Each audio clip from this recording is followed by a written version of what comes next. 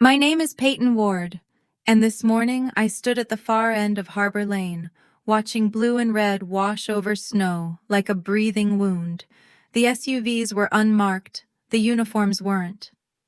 Military police fanned out with a precision I knew by muscle memory, while agents from the Coast Guard's investigative unit climbed my front steps like they owned the tempo of the day.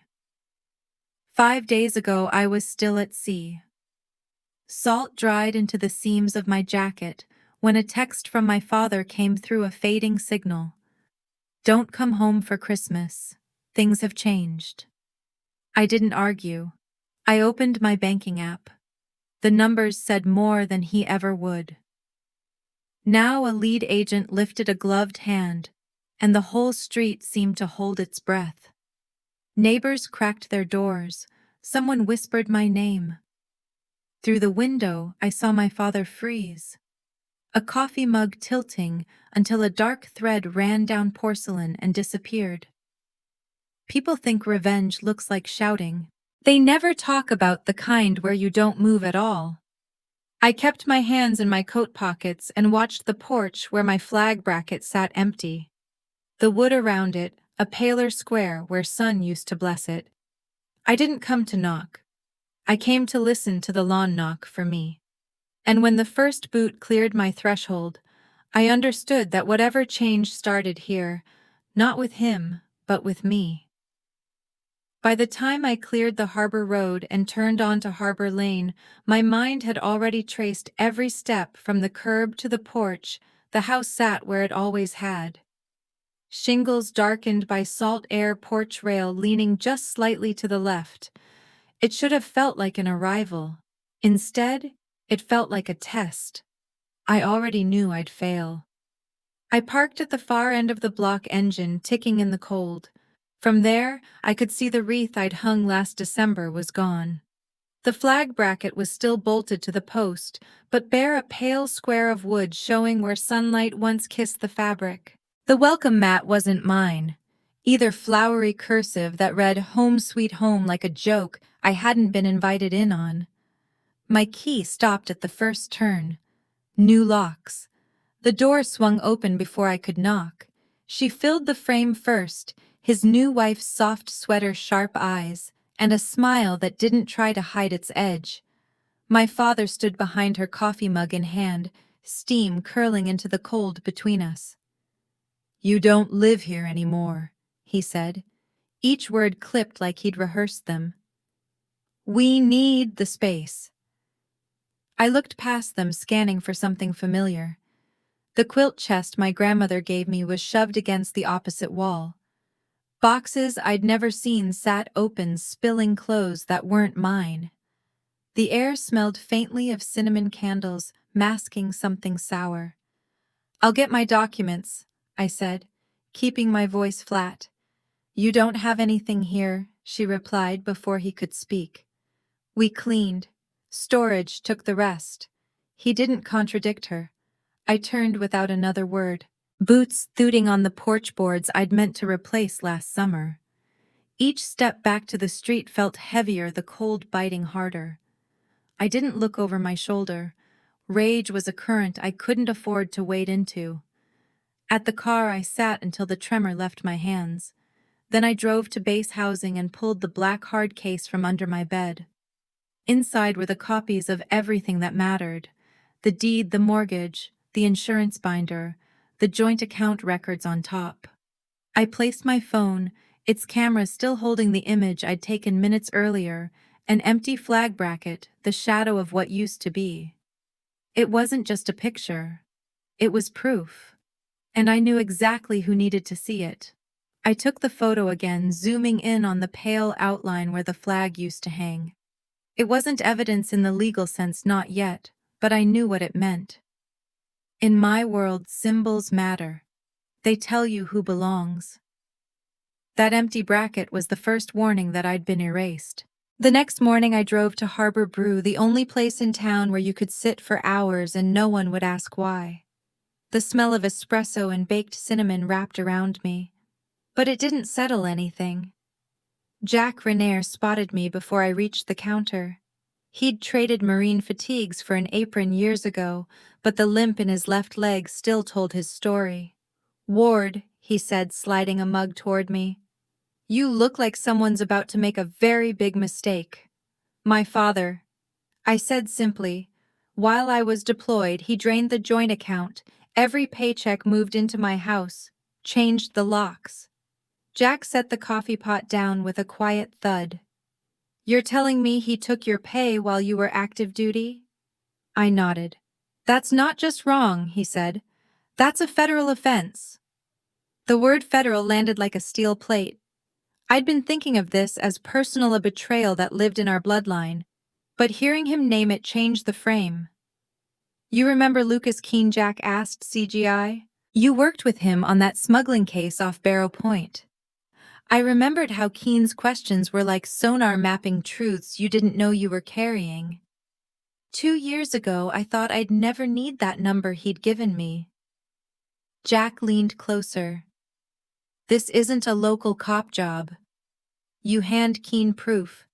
He'll walk right up to your father's door, and he won't knock like you would."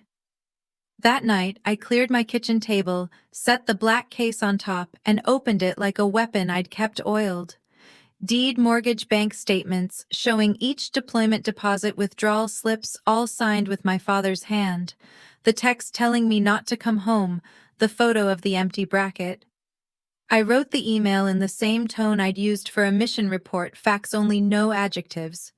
The subject line read, "Suspected financial exploitation of active duty service member."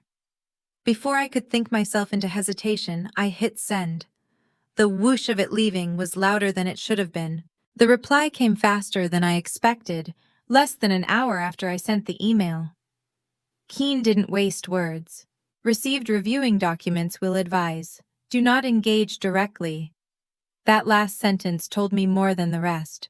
Whatever came next, it wasn't going to be slow. I went through the motions the next day at base housing, morning PT briefing, checking inventory, but my head wasn't in any of it. Every time my phone buzzed, I half expected his name to appear again.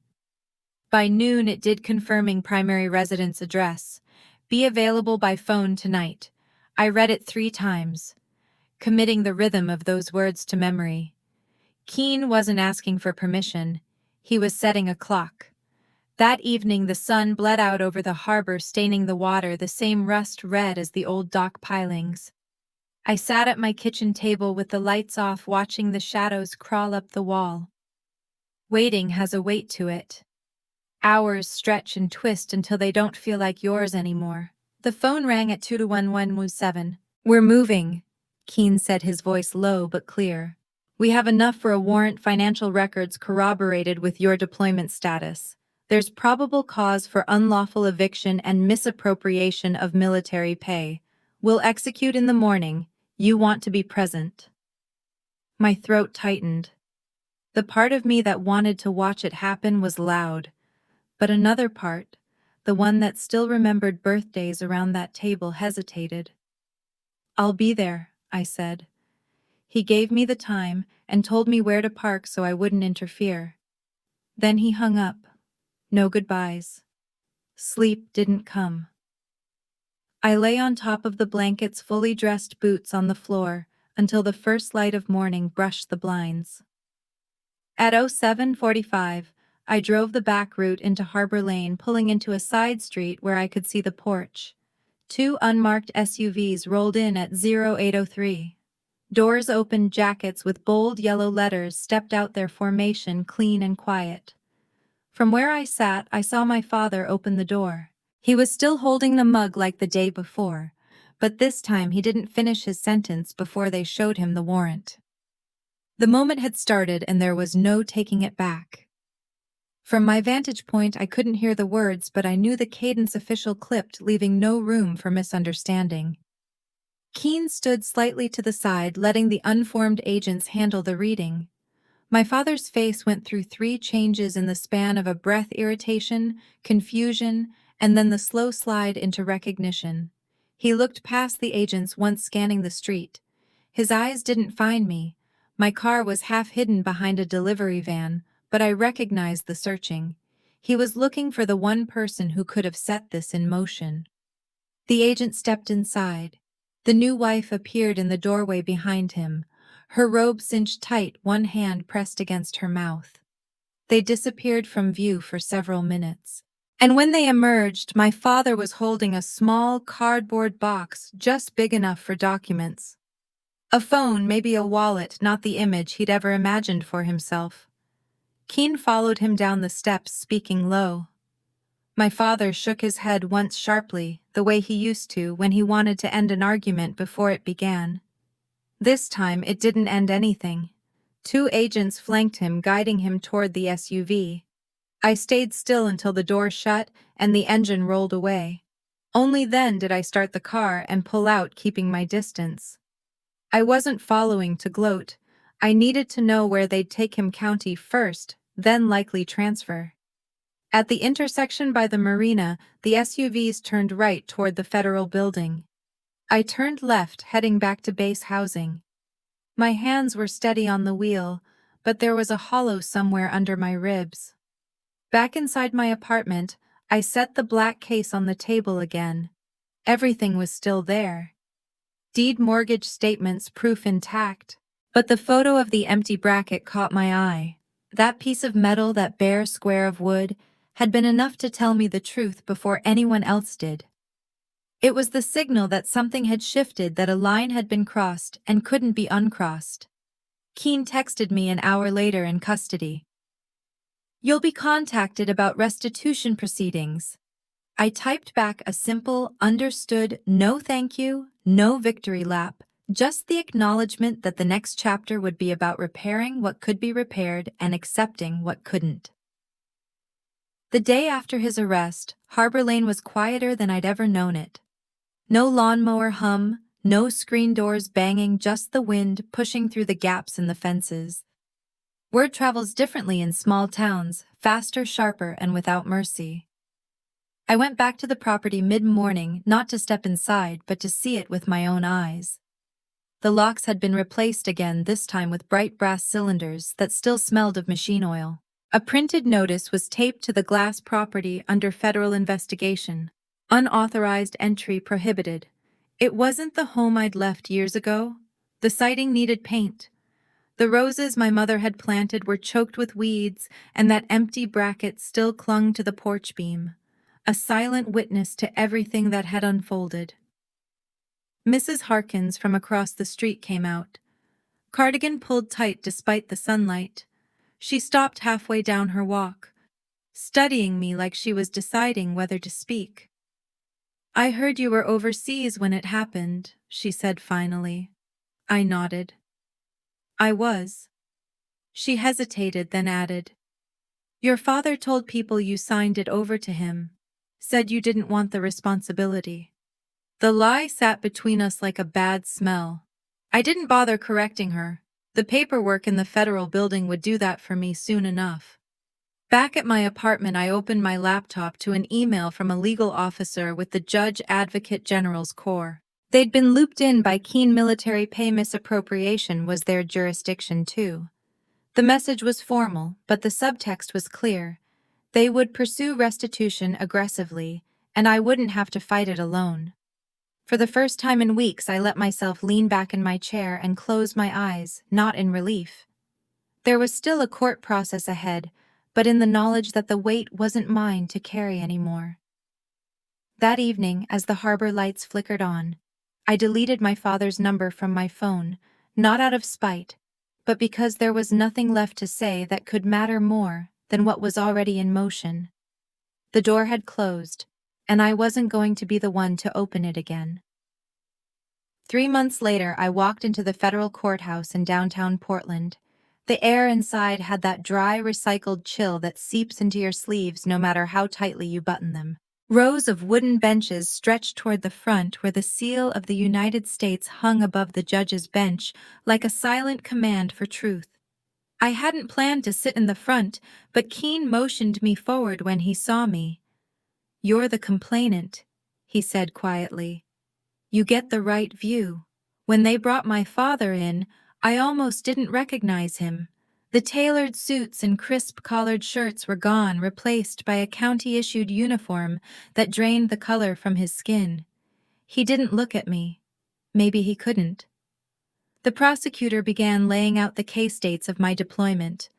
The property transfer filed in my absence. The sudden withdrawal of funds from my military account. Each exhibit was a nail, and the steady hammering of fact after fact filled the room with a rhythm I couldn't ignore. When it was my turn to testify, I walked to the stand and placed my hand on the Bible. The oath felt heavier than I'd imagined. Not because I feared lying, but because the truth had the weight of years behind it. I spoke of the day I'd returned to find my home emptied, the bracket where the flag used to hang, the notice taped to the door. I kept my voice steady.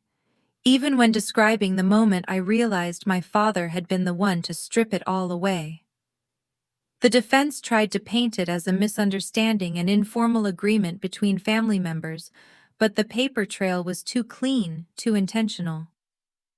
By the end of the day, the judge's expression left little doubt about where the decision was heading. He set a date for sentencing and ordered the property restored to my name pending resolution outside. The cold air hit me like a wave. Keene was waiting near the steps. "You did exactly what you needed to," he said. I didn't reply right away. I was staring at the flag flying above the courthouse, its edges snapping in the wind. For the first time in years, I felt like the ground under my feet belonged to me again. Sentencing day came with a sky the color of pewter and rain that refused to commit, hanging in the air like a question no one wanted to answer. I sat in the same spot as before, hands folded, eyes fixed on the bench. The judge didn't waste words. He outlined the conviction: fraud, forgery, misappropriation of federal funds, and then delivered the sentence: 5 years in federal prison, restitution in full, and a permanent bar from managing or accessing my accounts. My father nodded once, jaw tight, as if agreeing to a business deal rather than hearing the terms of his confinement. When the gavel fell, the room emptied quickly. I stayed seated for a moment, letting the sound of footsteps fade.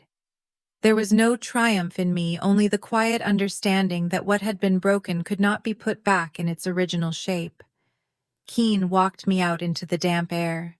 The courthouse flag was still there, moving against the gray sky, and for a fleeting second, I saw the empty bracket on my old porch in its place, a reminder of where this began back home. I unlocked the front door to my reclaimed house. The air smelled of fresh paint and sawdust from the repairs. I set my bag down and walked to the porch. The new flag bracket gleamed in the afternoon light. I slid the pole into place, tightened the screw, and stepped back as the fabric caught the wind. It didn't erase what had happened, but it marked something new. This was mine again. Not because I'd inherited it or been gifted it, but because I'd fought for it when no one else would. The phone buzzed in my pocket, a message from a number I didn't recognize. I deleted it without reading. Some doors stay closed for a reason. The weeks after sentencing moved differently, slower but lighter. I no longer checked over my shoulder or waited for another letter taped to a door that wasn't mine. The house felt lived in again, even on quiet mornings, when the only sound was the flag outside catching the wind. I didn't invite people over to celebrate. There was no party, no champagne. Justice isn't something you toast to. It's something you carry forward. And I carried it in the way I walked through my own front door without hesitation. In the way I paid the bills from my own account without fear of someone reaching in to take what wasn't theirs. Sometimes late at night, I'd pass the bracket on the porch and run my hand over the metal, feeling the cold bite of it. It reminded me of loss, but also of what I'd refused to surrender. My father's absence was a shadow I chose not to chase. Some wounds heal best when left untouched, their lessons etched deeper than any scar. I had my home. I had my name back. And as the flag outside shifted in the evening air, I knew I'd built something no one could steal again. Not with a signature, not with a lie. Not in this lifetime.